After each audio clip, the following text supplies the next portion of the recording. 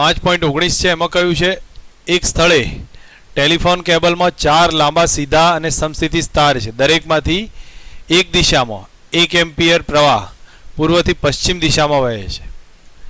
આ સ્થળે ચુંબકીય ક્ષેત્ર 0.39 ગોસ છે, ડીપ એંગલ 35 છે, વાસ્તવમાં 45 આવશે અહીંયા.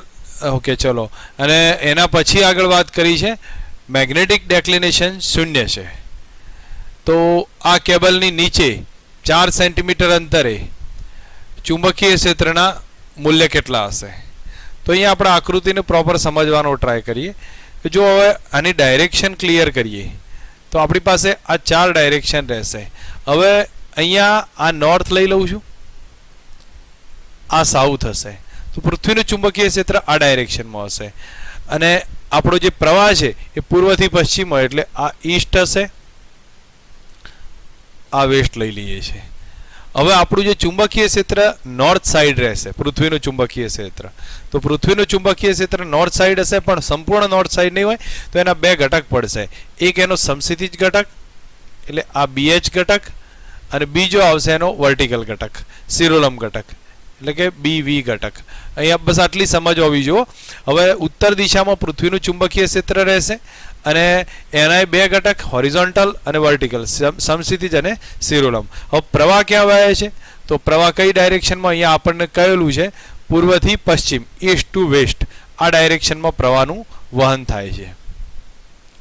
તો કેબલની નીચે 4 સેન્ટીમીટર અંતરે ચુંબકીય ક્ષેત્ર કેટલું? હવે તમને મેગ્નેટિક પ્રવાહની જે આની ડાયરેક્શન સમજો, પ્રવાહ આ ડાયરેક્શનમાં વહેતો હોય, અહીંયા આ ડાયરેક્શનમાં વહે છે, તો એના કારણે મેગ્નેટિક ફિલ્ડ નીચે અને ઉપર જમણા હાથના અંગૂઠાનો નિયમ યુઝ કરશો તો તમને ખ્યાલ આવશે કે અહીંયા આ ટાઈપનું જોવા મળે. ઉપરની બાજુ મેગ્નેટિક ફિલ્ડ આ રીતે હશે, નીચેની બાજુ મેગ્નેટિક ફિલ્ડ આ ટાઈપે હશે. હવે અહીંયા નીચેની બાજુ મેગ્નેટિક ફિલ્ડ હશે, એને હું B કહી દઉં છું. તો અહીંયા આપણને એટલું તો સમજ આવે કે આ સિચ્યુએશનમાં થશે શું. તો આ સિચ્યુએશનમાં જોવા જઈએ તો ટોટલ મેગ્નેટિક ફિલ્ડ કઈ રીતના બિહેવિયરમાં આવે છે. તો ટોટલ મેગ્નેટિક ફિલ્ડમાં જુઓ, B આ ડાયરેક્શનમાં રહેશે, BH આ ડાયરેક્શનમાં હશે, અને BV આ ડાયરેક્શનમાં હશે.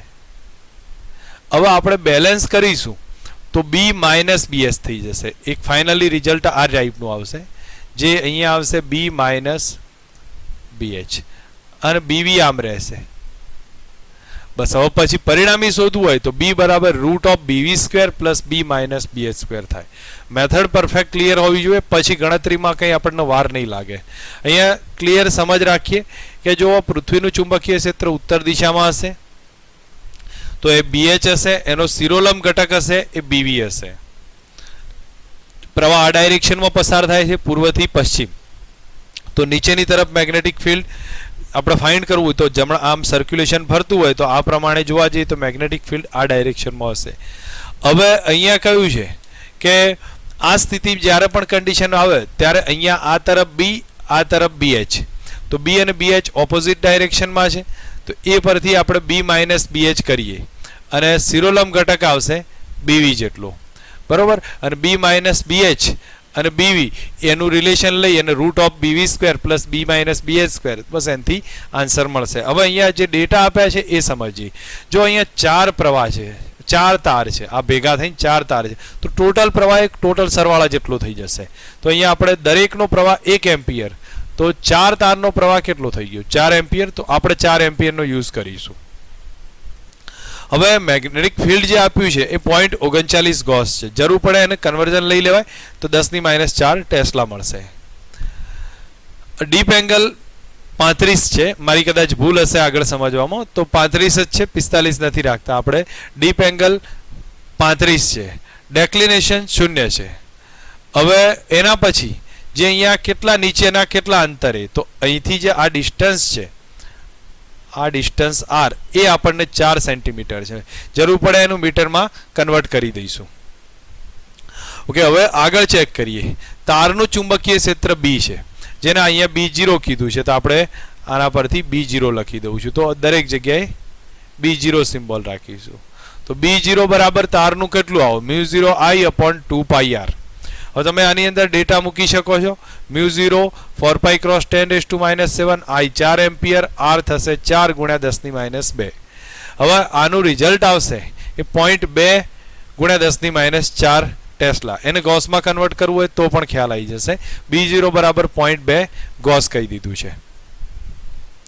ઓકે, હવે એના પછી અહીંયા આગળ ચેક કરીએ તો મેગ્નેટિક ફિલ્ડના બે ઘટક છે, હોરિઝોન્ટલ અને વર્ટિકલ.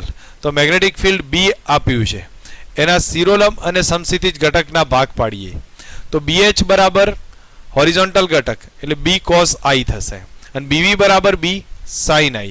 તો B ની કિંમત 0.39 અને cos 35 એટલે 37 ની આજુબાજુ લઈ લઈશું આપણે. તો cos 35 થશે જે 4/5 ના આધારે યુઝ કરી દેવાનું છે, બરોબર. હવે 37 ની આસપાસ લઈ લીધો છે એટલે 4/5. તો આપણને BH બરાબર 0.312 ગોસ મળશે. BV ચેક કરીએ. BV બરાબર B sin I થશે. હવે B ની કિંમત 0.39 sin I છે, sin 35 એ 3/5 થશે. તો આપણે 0.39 ગુણ્યા 3/5 કરી દઈએ તો BV આવશે આપણને 0.234 ગોસ છે. ઓકે, હવે આ રિલેશન આપણી પાસે ક્લિયર થઈ ગયું. જો હવે તમારી પાસે ત્રણ મેગ્નેટિક ફિલ્ડ આવ્યા, B0 આવી ગયું, BH આવી ગયું, BV આવી ગયું. મેં આગળ તમને હિન્ટ આપી એ પ્રમાણે B0 માઇનસ BH કરી દો અને BV એમના એમ રહેવા દો. પરિણામી resultant √BV² plus B0 minus BH² કરવાનું છે. તો હવે અહીંયા આપણે જોઈએ તો સમક્ષિતિજ ઘટક પરિણામી શોધ્યું તો BH માઇનસ B0 છે. અહીંયા મારાથી કદાચ આપણને ખ્યાલ નતો કયો મોટો છે. તો BH તમે જુઓ 0.312 છે અને B0 0.2 છે. તો BH મોટો છે તો આપણે શું લખીશું અહીંયા BH માઇનસ B0. તો અહીંયા વેલ્યુ લખીએ 0.312 ઓછા 0.2. તો આનો જવાબ થશે 0.112 ગોસ થશે. એ હોરિઝોન્ટલ સમક્ષિતિજ ઘટક આવી ગયો. હવે વર્ટિકલ ઘટક તો આપણી પાસે છે જ. તો પરિણામી મેં તમને બતાવ્યું હતું કે ભાઈ આ બંને કેવા થાય છે, લંબ થશે અને એના કારણે પરિણામી મેગ્નેટિક ફિલ્ડ √BV² પ્લસ આ ડિફરન્સ B'(H)². તો અહીંયા લખીએ છીએ BV 0.234 વત્તા 0.112 વર્ગ.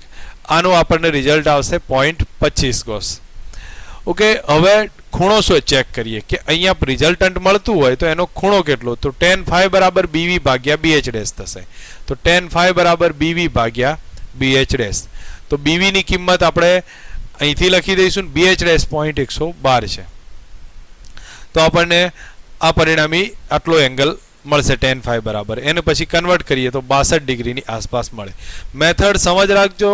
આ એક ડાયાગ્રામ પરથી આપણે જે પ્રમાણે ક્લિયર કર્યું છે તો એ જ પ્રમાણેની કેલ્ક્યુલેશન છે. શોર્ટમાં સ્વીટ સમજવાનું છે, આની અંદર વધારે ડેપ્થ લેવાની જરૂર નથી.